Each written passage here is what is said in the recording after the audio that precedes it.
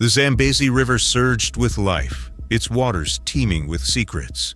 To the tribes who lived along its banks, the river was both a provider and a mystery.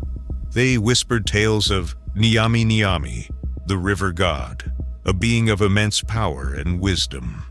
Half fish and half snake, his presence could calm storms or summon devastating floods.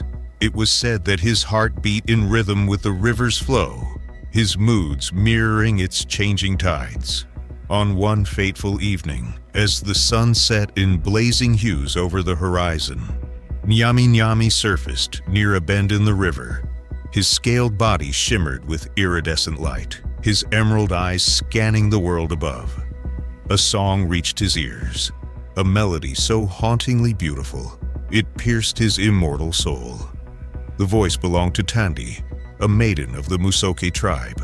She sat by the river, her feet skimming the cool water, her voice rising in a hymn to her ancestors. Her people sang to the river for blessings, for protection, and to honor Nyami Nyami himself, though few had ever dared to believe he might listen. But this time, he did. Tandi's life was simple, yet woven with responsibilities. She was the tribe's herbalist in training, tasked with learning the plants that healed and the rituals that brought balance. Her days were filled with gathering roots and tending to the sick, but her evenings were her own. It was then she came to the river, seeking solace in its gentle waves. Nyami Nyami, drawn by her song, began to appear, watching her from a distance. For days he remained hidden, his immense form merging with the shadows of the water. But his curiosity grew, and one evening he revealed himself. When she saw him, Tandi gasped but did not flee. His emerald eyes held a sadness that tempered her fear. "You're Nyami Nyami," she whispered. "And you are Tandi," he replied, his voice deep and resonant, carrying the weight of centuries. They spoke of the river, the sky, and the worlds they inhabited. Over time, their conversations deepened, turning to laughter, secrets, and dreams. Their connection blossomed, defying the boundaries of the mortal and divine. But whispers reached Tandi's tribe. Her frequent absences did not go unnoticed. Elders warned her of the dangers of attracting the river god's attention. "Nyami Nyami's power is not meant for humans," they said. "His love can bring ruin as easily as it brings fortune."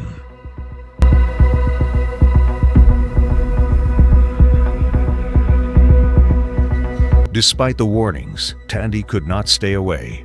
Her meetings with Nyami Nyami became more frequent, their bond stronger. And soon, strange events began to unfold.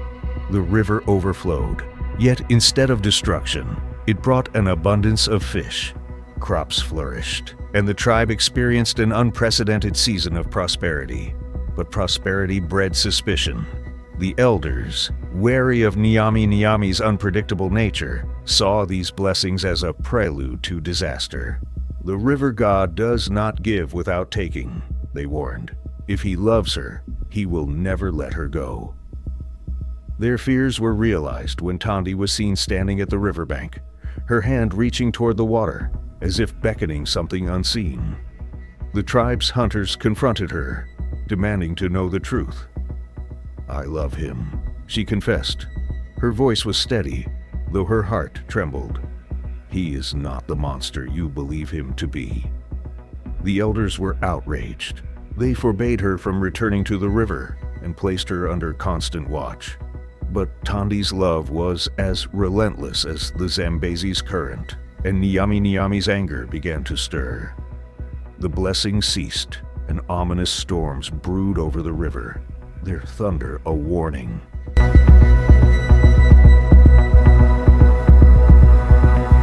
The storms escalated into floods, sweeping away entire sections of the village.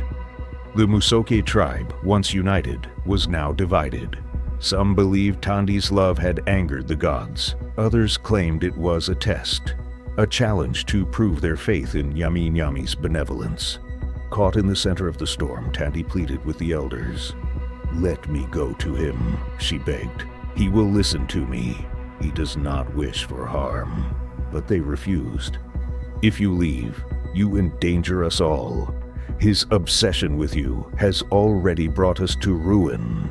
Nyami Nyami, sensing Tandi's despair, sent a message in the form of a massive wave that crashed into the village outskirts. Within its wake, a single pearl rested, glinting with unearthly light, a token of his love and a demand for her return. Tandi could no longer bear the suffering her love had caused. One moonlit night, she escaped the watchful eyes of her tribe and ran to the riverbank. Nyami Nyami emerged from the depths, his immense form glowing under the pale light. "You came," he said, his voice filled with both relief and sorrow. "I had to," she replied. Tears glistened on her cheeks. "But I cannot stay. My people will never accept this." Nyami Nyami's emerald eyes dimmed. "I would give you the world," he said, "but I cannot change what I am." In that moment, the river seemed to pause, as if holding its breath. Tandi placed her hand against Nyami Nyami's scaled face.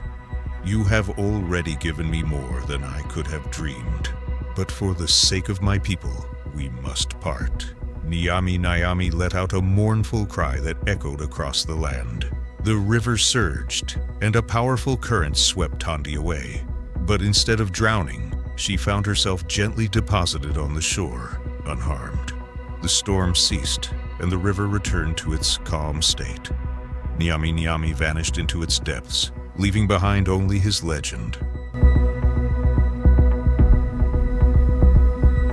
Tandi never married, dedicating her life to healing her people and sharing the lessons of her forbidden love. The Musoke tribe, though forever wary of the river god, came to respect his power and the sacrifices made for their survival. To this day, the Zambezi River holds an air of mystery. On quiet nights, when the water is still and the moon shines bright, some say they can hear Nyami Nyami's sorrowful song, a melody carried by the currents, a tribute to a love that defied worlds.